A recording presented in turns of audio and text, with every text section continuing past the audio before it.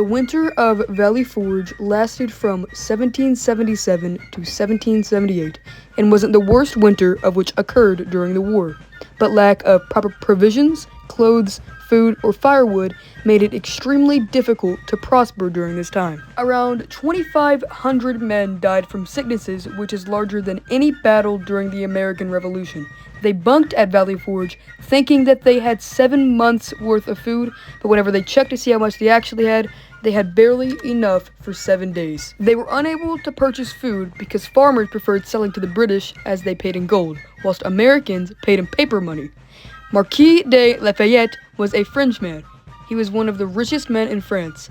He decided to spend his money to raise troop spirits in camps. You can see Lafayette over by a cabin giving warm clothing to the troops to keep them warm. Whilst at the camp, the troop had a Thanksgiving.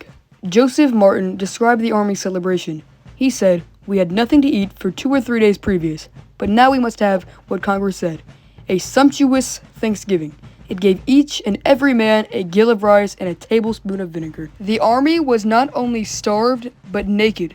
They were not only shirtless and barefoot, but few had pants or blankets.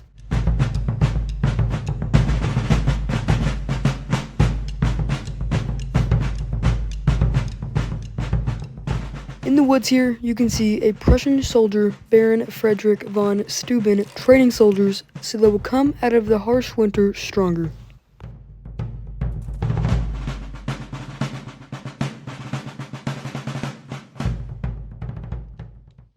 Marquis de Lafayette, whom I mentioned earlier, described the American soldiers as in need of everything. They had neither coats, nor hats, nor shirts, nor shoes.